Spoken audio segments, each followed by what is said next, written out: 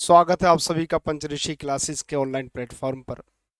हम लोग पेट और यूपी पुलिस की साथ ही एक दिवसीय परीक्षाओं की तैयारी कर रहे हैं। उसके क्रम में आधुनिक भारत का इतिहास लगभग अंतिम सांस ले रहा है और उम्मीद है कि आज आधुनिक भारत का इतिहास के सारे टॉपिक कंप्लीट हो जाएंगे और ये सब्जेक्ट खत्म हो जाएगा।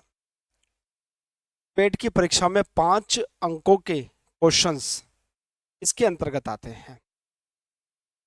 वहीं पुलिस भर्ती परीक्षा में एक बड़ा अनुपात इस सेक्शन से रहता है।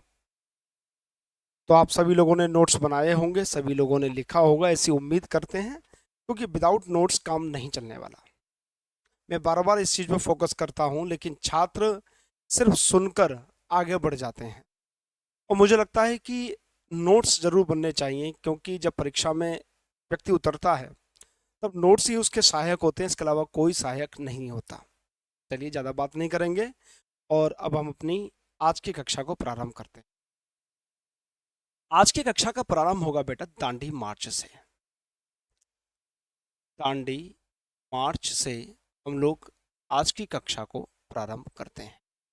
देखिए, नमक कानून को तोड़ने के लिए महात्मा गांधी ने नौसारी जिले में एक आश्रम था जिसका नाम था साबरमती आश्रम, वहां से अपने 78 अनुयायियों के साथ एक यात्रा निकाली जो दांडी नामक स्थान पर जाकर समाप्त होती है। और वहां पर नमक बनाकर नमक कानून को तोड़ते हैं और इस यात्रा को दांडी मार्च कहा जाता है। सुभाष चंद्र बोस ने नेपोलियन की पेरिस यात्रा से इसकी तुलना की थी। महत्वपूर्ण है और परीक्षा के लिए उपयोगी है, तो लिखते हैं इसके लिए। दांडी मार्च की हम लोग बात करते हैं। 12 मार्च 1930, 12 मार्च 1930 साबरमती आश्रम, साबरमती आश्रम जो कहां पर है, नौसारी जिला,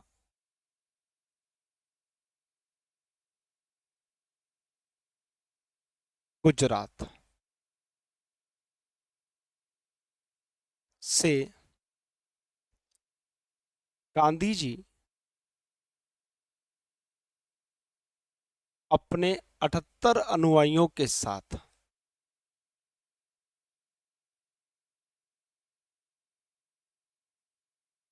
अपने 78 अनुयायियों के साथ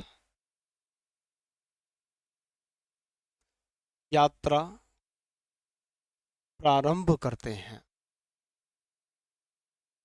प्रारंभ करते हैं।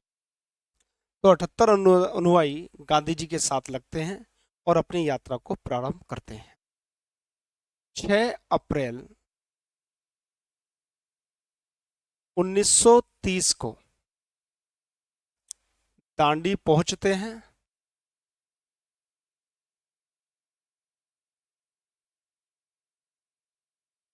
और नमक कानून तोड़ते हैं,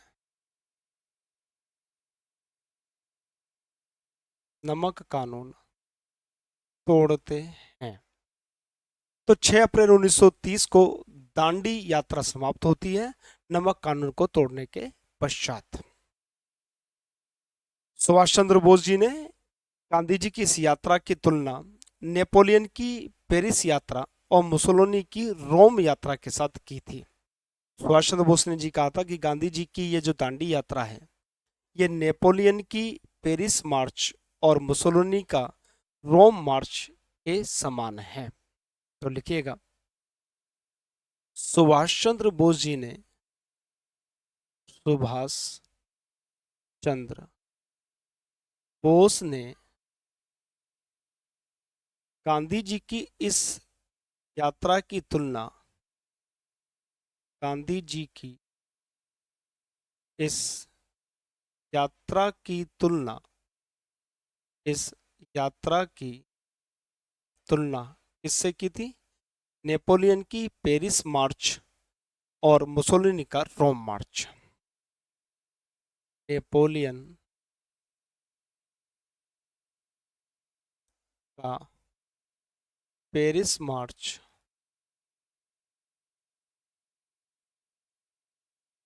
और मुसोलिनी का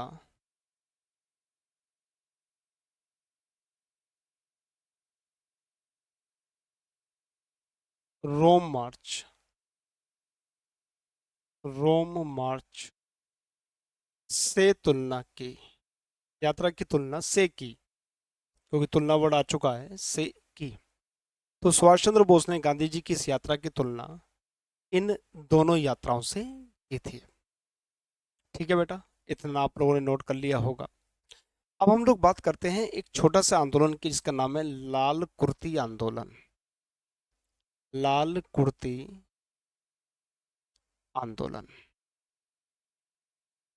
और ये जो लाल कुर्ती आंदोलन था, ये अब्दुल गफ्फार खान, जिनको सीमांत गांधी या बादशाह खान कहा जाता था, उन्होंने इस आंदोलन को प्रारंभ किया था। क्योंकि इस आंदोलन के अनुयायी लाल रंग का कुर्ता पहनते थे, इसलिए इसको लाल कुर्ती आंदोलन कहा जाने लगा। किसने करा यह आंदोलन प्रारंभ? अब्दुल गफ्फार खां। अब्दुल गफ्फार खां। इनको सीमांत गांधी, सीमांत गांधी या बादशाह खान, या बादशाह खां कहा जाता था, उन्होंने इस आंदोलन को प्रारंभ किया। इनके संगठन का नाम था खुदाई खिदमतगार। संगठन का नाम था इनके खुदाई खिदमतगार। बेटा ये प्रश्न कई बार आ चुका है, इसलिए इसको आप लोग देख लीजिएगा। संगठन का नाम है खुदाई खिदमतगार। ये संगठन जो है वो अब्दुल गफ्फार खां, जिनको सीमांत गांधी या बादशाह खान कहा जाता था, उनका ये संगठन है। और इस संगठन के द्वारा लाल कुर्ती आंदोलन प्रारंभ किया गया था। ठीक है, ये 2 पॉइंट आप लोगों ने लिखे हैं यहाँ पर। हम लोग इससे आगे बढ़ते हैं और चीज़ों को फिर देखते हैं। बात करेंगे हम प्रथम गोलमेज सम्मेलन की, और प्रथम गोलमेज सम्मेलन के संदर्भ में कुछ बातें लिखेंगे और कुछ बातें जानने का प्रयास करेंगे। तो आप लोग हेडिंग दीजिएगा, प्रथम गोलमेज सम्मेलन, जो कि 1930 में हुआ था। प्रथम गोलमेज सम्मेलन।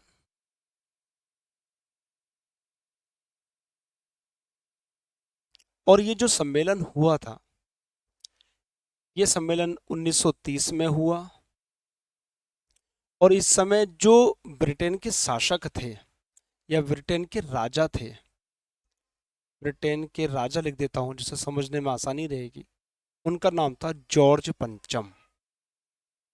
क्या नाम था? जॉर्ज पंचम। और ब्रिटेन के जो प्रधानमंत्री थे, उनका नाम था रेमजे मैकडोनाल्ड। ब्रिटेन के प्रधानमंत्री, उस समय जब सम्मेलन हुआ था, उस समय ब्रिटेन के प्रधानमंत्री थे रेमजे मैकडोनाल्ड। तीनों गोलमेज सम्मेलन के समय यही प्रधानमंत्री थे, 30, 31 और 32 में। तो ब्रिटेन के प्रधानमंत्री थे रेमजे मैकडोनाल्ड। उस वक्त भारत की तरफ से 2 लोग पहुंचे थे। एक तो ईसाई समुदाय का प्रतिनिधित्व किया था केटी पाल ने, और दलित समुदाय का प्रतिनिधित्व किया था डॉक्टर अंबेडकर ने। दोनों लोगों ने प्रथम गोलमेज सम्मेलन में भाग लिया। यानी कि ईसाई प्रतिनिधि थे, ईसाई प्रतिनिधि केटी पाल, और दलित प्रतिनिधि थे डॉक्टर अंबेडकर। तो इस तरह गोलमेज, प्रथम गोलमेज सम्मेलन के बारे में ये तथ्य बनते हैं, इससे ज्यादा आने की संभावना है नहीं। अब बात करते हैं हम हाथ क्या द्वितीय गोलमेज सम्मेलन की, जो कि 1931 में हुआ था। द्वितीय गोलमेज सम्मेलन। देखिए, प्रथम गोलमेज सम्मेलन में कांग्रेस ने भाग नहीं लिया था। द्वितीय गोलमेज सम्मेलन की बात करते हैं, जो कि हुआ था 1931 में। ये दोनों लोग यहाँ पर भी हैं। अब बात करते हैं कि कांग्रेस का प्रतिनिधित्व किसने किया था। कांग्रेस का प्रतिनिधित्व तो कांग्रेस की तरफ से गए थे बेटा गांधी जी। कौन? गांधी जी। जहाज का नाम भी कई बार पूछा जाता है, तो SS राजपूताना नामक जहाज से ये ब्रिटेन पहुंचे थे। SS राजपूताना, SS राजपूताना नामक जहाज से,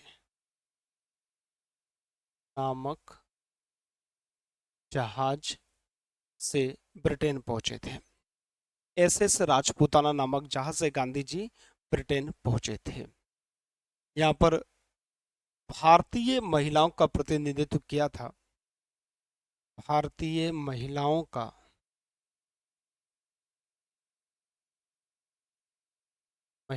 प्रतिनिधित्व किया था सरोजनी नायडू ने। एनी बेसेंट भी गई थी, लेकिन मुख्य रूप से सरोजनी नायडू ने भारतीय महिलाओं का प्रतिनिधित्व किया। अगर मुस्लिम लीग की बात की जाए, मुस्लिम लीग की, तो मुस्लिम लीग की तरफ से मोहम्मद इकबाल और जिन्ना साहब गए थे।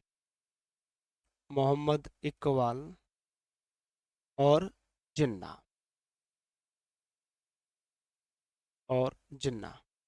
अगर राष्ट्रवादी गुट की तरफ से देखा जाए कौन गया था, तो वो गए थे मदन मोहन मालवीय। राष्ट्रवादी गुट की ओर से तो जो व्यक्ति गए थे उनका नाम था मदन मोहन मालवीय साहब। मदन मोहन मालवीय। और वही फिर से दलित वर्ग की तरफ से डॉक्टर अंबेडकर। तो इतने लोगों ने भारत की तरफ से भाग लिया था द्वितीय गोलमेज सम्मेलन में। लेकिन वहां पर दलित वर्ग के लिए अलग से निर्वाचन क्षेत्र की घोषणा हो जाने से या उस पर चर्चा होने से गांधी जी ने आंदोलन को बीच में छोड़ दिया और ये एक विफल सम्मेलन घोषित हुआ। इसका कोई निर्णय फिर निकला नहीं। तो ये द्वितीय गोलमेज सम्मेलन के बारे में बात की जाती है। 1937 में 1937 में प्रांतों में चुनाव होते हैं और 8 राज्यों में कांग्रेस की सरकार बनती है। 2 राज्यों में मुस्लिम लीग ने मिली जुली पार्टी से, एक यूनियनिस्ट पार्टी से, एक कृषक प्रजा पार्टी से बंगाल में अपनी सरकार बनाई और कांग्रेस 8 प्रांतों में चुनाव जीतकर पहुंचती है। जब इतने सब घटना घटित कर ही रहे हैं, बात कर ही रहे हैं, तो एक 1939 की बात कर लेते हैं, 1939 की। हालांकि यहाँ से क्वेश्चन बनने की संभावना कम है। 1939 में एक सम्मेलन हुआ था जिसका नाम है त्रिपुरी सम्मेलन। त्रिपुरी सम्मेलन में कांग्रेस के अध्यक्ष पद के लिए चुनाव होना था। कांग्रेस के अध्यक्ष पद के लिए 2 उम्मीदवार सामने आए। एक सुभाष चंद्र बोस जी थे और दूसरे व्यक्ति थे पट्टाभी सीतारमैया। ये जो पट्टाभी सीतारमैया है, ये गांधी जी के बहुत प्रिय थे, खास थे और बहुत नजदीकी उनके रिलेशंस थे। तो गांधी जी ने उनको अपना प्रतिनिधि के रूप में उतारा चुनाव में और उन्होंने लोगों से आह्वान भी किया था कि पट्टाभी को पट्टाभी ना समझें, उनको गांधी जी समझें। अर्थात उस चुनाव में मान लीजिए, ये मानिए कि मैं ही खड़ा हूं और आप मुझे ही वोट डालने हैं। लेकिन इतना सबके बावजूद नेताजी सुभाष चंद्र बोस चुनाव को जीत जाते हैं। अब चुनाव को जीतने के बाद गांधी जी ने कहा था कि पट्टाभी की हार मेरी अपनी व्यक्तिगत हार है, और उन्होंने इसको पर्सनल ले लिया। बात बुरी लगी सुभाष चंद्र बोस जी के लिए। मुझे अभी भी उनकी वो पुस्तक मैंने पढ़ी है जिसमें लिखा है कि उनको बहुत तेज ज्वर था, बहुत तेज बुखार था। उसके बाद भी 12 बैलों का एक रथ था जिस पर उनका जुलूस निकला था और उन्होंने पट्टाभी सीतारमैया जैसे बड़े नेता को पराजित किया। आपको मालूम है, पट्टाभी सीतारमैया ने कांग्रेस को, मतलब कांग्रेस का इतिहास लिखा है। उसके वो ऑथोराइज्ड राइटर हैं कांग्रेस का इतिहास लिखने के लिए। तो पट्टाभी सीतारमैया को पराजित किया। दबाव पड़ा सब तरफ से, लोगों ने कहा भाई गांधी जी की एक तरह से हार हो गई है, वो इंसल्ट फील कर रहे हैं। तो फिर सुभाष चंद्र बोस ने 1939 में ही 1939 में ही त्यागपत्र दे दिया, कांग्रेस के अध्यक्ष पद से त्यागपत्र दे दिया और उनके स्थान पर भी डॉक्टर राजेंद्र प्रसाद अध्यक्ष बनते हैं। उसी साल 1939 में 1939 में सुभाष चंद्र बोस जी ने फॉरवर्ड ब्लॉक नामक संगठन की स्थापना की। इन गांधी जी और सुभाष चंद्र बोस जी के जो आपस में एक मीटिंग हुई थी, वो मीटिंग बहुत फेमस हुई थी और उस मीटिंग के में ये निर्णय निकला कि गांधी जी कहीं ना कहीं सुभाष चंद्र बोस को बहुत ज़्यादा पसंद नहीं करते थे, तो उन्होंने त्यागपत्र दे दिया 1939 में और फॉरवर्ड ब्लॉक की स्थापना की। ठीक है, 1939 में ही द्वितीय विश्व युद्ध शुरू हो गया और उस वक्त जो वायसराय थे उनका नाम था लॉर्ड लिनलिथगो। भारत के जो वायसराय थे उनका नाम था लॉर्ड लिनलिथगो। उन्होंने क्या करा, क्योंकि 8 प्रांतों में कांग्रेस की सरकार थी, 2 प्रांतों में अन्य दलों की सरकार थी, तो इन्होंने इन विधान मंडलों से किसी से परामर्श नहीं किया और भारत की विश्व युद्ध में शामिल होने की सहमति प्रदान कर दी। लोग नाराज हो गए और नाराज होने की वजह से कांग्रेस ने सभी प्रांतों से सरकारों ने त्यागपत्र दे दिया। सभी सरकारों ने, कांग्रेस की सरकारों ने, जो 8 प्रांतों में सरकार थी उसने क्या करा, त्यागपत्र दे दिया। ये बात है आपकी 30 अक्टूबर 1939 की। 30 अक्टूबर 1939 की ये बात है जब सभी प्रांतों ने त्यागपत्र दे दिया।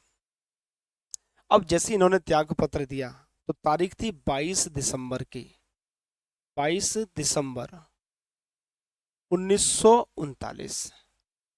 मुस्लिम लीग और डॉक्टर अंबेडकर ने, इन लोगों ने, मुस्लिम लीग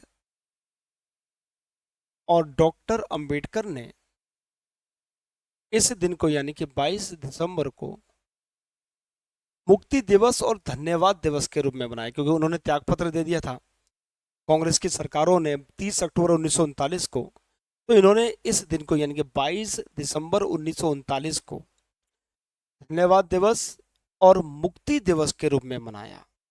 22 दिसंबर 1939 की तारीख। ये प्रश्न आ चुका है, इसलिए मैं रिपीट कर रहा हूं कि 22 दिसंबर 1939 की तिथि को मुस्लिम लीग ने और डॉक्टर अंबेडकर ने मुक्ति दिवस और धन्यवाद दिवस के रूप में मनाया था। ठीक है, अब बात कर लेते हैं थोड़ी सी पाकिस्तान की मांग की। देखिए 1940 में तारीख है 23 मार्च 1940 को मुस्लिम लीग का लाहौर में एक अधिवेशन होता है।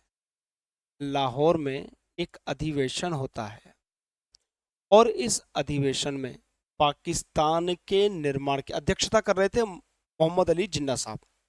इस अधिवेशन की अध्यक्षता कर रहे थे मोहम्मद अली जिन्ना साहब और इस लाहौर अधिवेशन में पाकिस्तान के निर्माण की बात कही गई, उसका प्रस्ताव प्रस्तुत किया गया, प्रारूप रखा गया। प्रारूप जिसने तैयार करा उसका नाम था सिकंदर हयात खान, यानी कि अध्यक्षता कौन कर रहा था, जिन्ना साहब। और प्रारूप तैयार किया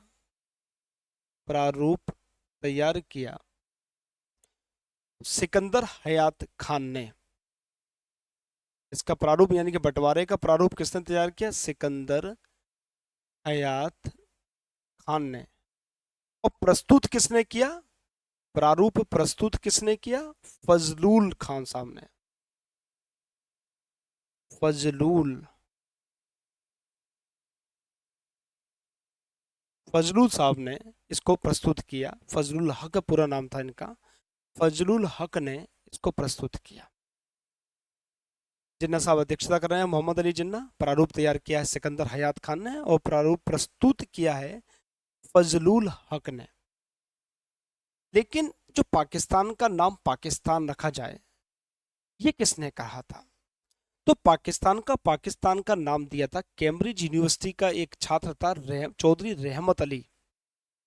रहमत अली ने 1933 में 1933 में कैम्ब्रिज विश्वविद्यालय में पढ़ने के दौरान एक आइडिया दिया था कि एक अलग नेशन, अलग राष्ट्र बनना चाहिए जिसका नाम पाकिस्तान होगा। यानी कि पाकिस्तान को पाकिस्तान नाम चौधरी रहमत अली साहब ने दिया था 1933 में, जो कि कैम्ब्रिज यूनिवर्सिटी के छात्र थे। कई बार पूछा जाता है कि द्विराष्ट्र का जो सिद्धांत है या भारत और पाकिस्तान के बंटवारे का पहली बार सोच किसने प्रस्तुत की थी, तो वो प्रस्तुत की थी मोहम्मद इकबाल ने, जिन्होंने गाना लिखा था सारे जहां से अच्छा हिंदुस्तान हमारा। वही साहब ने बाद में फिर द्विराष्ट्र के सिद्धांत की पहली मांग की थी, मोहम्मद इकबाल साहब ने। नाम दिया चौधरी रहमत अली ने, और पहली बार मांग की कि भाई देश का बंटवारा होना चाहिए, वो थे मोहम्मद इकबाल साहब। ठीक है बेटा, इतनी बात हम लोगों ने तैयार की। अब एक मुद्दा और आ जाता है जहां से प्रश्न बनने की संभावना रहती है, वो है व्यक्तिगत सत्याग्रह। हालांकि जो छात्र लगातार नोट्स बना रहे हैं या मुझे सुन रहे हैं, उन छात्रों को मालूम है कि व्यक्तिगत सत्याग्रह का नाम मैं 2 बार और पहले उल्लेख कर चुका हूं। 17 अक्टूबर 1940 व्यक्तिगत सत्याग्रह प्रारंभ किया गया। व्यक्तिगत सत्याग्रह प्रारंभ किया गया 17 अक्टूबर 1940 की तिथि थी। कई बार इसके सत्याग्रही के नाम आ जाते हैं, तो आप 3 नाम याद रखिएगा। प्रथम सत्याग्रही थे विनोबा भावे, जिन्होंने बाद में भूदान आंदोलन चलाया था। सबसे पहले कौन थे? विनोबा भावे। दूसरे नंबर पर थे जवाहरलाल नेहरू, और तीसरे सत्याग्रही थे ब्रह्मदत्त। पहले विनोबा भावे, दूसरे जवाहरलाल नेहरू, तीसरे ब्रह्मदत्त। इन तीनों के नाम याद रखिएगा, ये परीक्षा के लिए उपयोगी हैं। विनोबा भावे, जवाहरलाल नेहरू और ब्रह्मदत्त, इन तीनों ने व्यक्तिगत सत्याग्रही के तौर पर कार्य किया। ठीक है, अब बात करते हैं हम लोग 1942 की। 1942 में भारत छोड़ो आंदोलन प्रारंभ किया गया। इस बात पर विवाद था, डिस्प्यूट था कांग्रेस के अंदर और गांधी जी की विचारधाराओं में। तो लोगों को, उनको लगा गांधी जी को कि भाई बात मानी नहीं जा रही है, तो उन्होंने गुस्से में कहा कि मैं देश की, गांधी जी ने कहा कि मैं देश की बालू से कांग्रेस से भी बड़ा आंदोलन खड़ा कर सकता हूं। उन्हें अपने ऊपर इतना विश्वास था कि मैं मिट्टी से भी, बालू से भी कांग्रेस से बड़ा आंदोलन खड़ा कर सकता हूं। तो फिर उनकी बात मानी गई और वर्धा प्रस्ताव प्रस्तुत किया गया।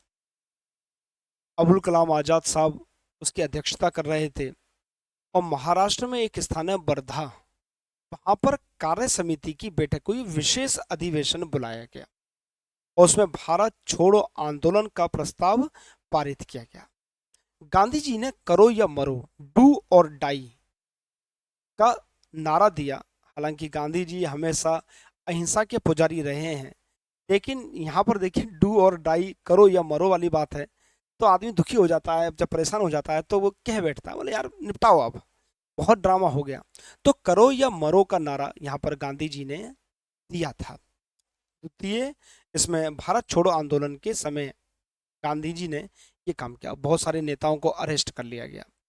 एक महिला थी जिसका नाम था उषा मेहता, एक महिला थी जिसका नाम था उषा मेहता। इन्होंने अंडरग्राउंड रहकर रेडियो रिपोर्टिंग चालू रखी। इनको पकड़ नहीं पाई पुलिस कि रेडियो की रिकॉर्डिंग कहाँ से हो रही है। रेडियो पर अपने विचार को प्रसारित करने में उषा मेहता का विशेष योगदान है। मैं इसलिए इस पर फोकस कर रहा हूं क्योंकि स्टेट पीसीएस, यूपी पीसीएस में एक बार यह प्रश्न आ चुका है कि भारत छोड़ो आंदोलन के समय अंडरग्राउंड रहकर, भूमिगत रूप से रहकर किसने रेडियो का प्रसारण किया था, तो वो थी उषा मेहता। ठीक है, उषा मेहता ने ये सब काम किया था। इसी दौरान सुभाष चंद्र बोस ने महात्मा गांधी जी को राष्ट्रपिता कहकर संबोधित किया। कई बार प्रश्न आ जाता है कि गांधी जी को महात्मा किसने कहा, तो रविन्द्रनाथ टैगोर ने कहा। राष्ट्रपिता किसने कहा? सुभाष चंद्र बोस ने कहा। तो सुभाष चंद्र बोस ने गांधी जी को राष्ट्रपिता कहकर संबोधित किया इस दौरान। ठीक है, लेकिन रविंद्रनाथ टैगोर ने सुभाष चंद्र बोस जी के लिए देश नायक की उपाधि थी, उनको दी देश नायक की उपाधि। सुभाष चंद्र बोस गांधी जी को राष्ट्रपिता कहकर संबोधित कर रहे हैं और रविन्द्रनाथ टैगोर सुभाष चंद्र बोस जी के लिए देश नायक कहकर संबोधित कर रहे हैं। देखिए, जितनी बात मैंने बोली है, आज लिखा कम है, लेकिन जितनी बात मैंने बोली है सब आप लोग पॉज कर कर कर लिख लीजिए। और मैं बताऊं कि 5 नंबर आपके पक्के हो चुके हैं। 5 नंबर आपको काटने वाला कोई पैदा ही नहीं हुआ। मॉडर्न हिस्ट्री से 5 नंबर के क्वेश्चन आएंगे, तो 5 नंबर को काटने वाला आपका कोई पैदा नहीं हुआ अगर आपने ये 21 क्लासें ली हैं तो। 20-21 क्लासें हुई हैं, अगर आपने सारी क्लासें ली हैं तो मैं विश्वास दिलाता हूं कि एक भी व्यक्ति आज की तारीख में पैदा नहीं हुआ कि वह विवेक सर के स्टूडेंट के 5 नंबर काट सके। ठीक है, तो फिर ये भारत छोड़ो आंदोलन की बात हो गई। फिर फाइनली माउंटबेटन योजना आती है और फिर भारत के 2 टुकड़े हो जाते हैं। 14 अगस्त को पाकिस्तान बन जाता है और 15 अगस्त को भारत बन जाता है और भारत आज़ाद हो जाता है। लॉर्ड माउंटबेटन भारत के गवर्नर जनरल बनते हैं।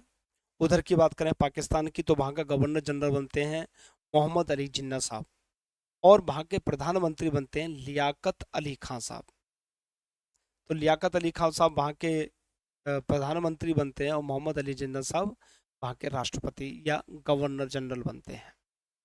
तो इस तरह 2 स्टेट का निर्माण हो गया, 2 देश का निर्माण हो गया, भारत और पाकिस्तान। और इसके साथ ही हमारा आधुनिक भारत का इतिहास खल्लास समाप्त। अब हम लोग मध्यकालीन भारत के इतिहास को पकड़ेंगे और उसको करेंगे। ठीक है बेटा, तो यहाँ पर हमारा आधुनिक भारत का इतिहास कंप्लीट। पूरे नोट्स आपके तैयार हो गए होंगे, मैं भी तैयार कर रहा हूँ और जल्दी ही आपको आधुनिक भारत के इतिहास के नोट्स भी मिल जाएंगे PDF फॉर्मेट में। आप उसको भी ले सकते हैं, उसको भी देख सकते हैं, उसको भी पढ़ सकते हैं। ठीक है बेटा, तो फिर अब हम लोग मध्यकालीन भारत के इतिहास के साथ मिलेंगे। तब तक के लिए आप सभी का बहुत बहुत धन्यवाद, थैंक यू। आपने बहुत प्रेम से हमको सुना है, ऐसे ही मध्यकालीन भारत के इतिहास में भी सुनिएगा। थैंक यू, मिलते हैं मध्यकालीन भारत के साथ।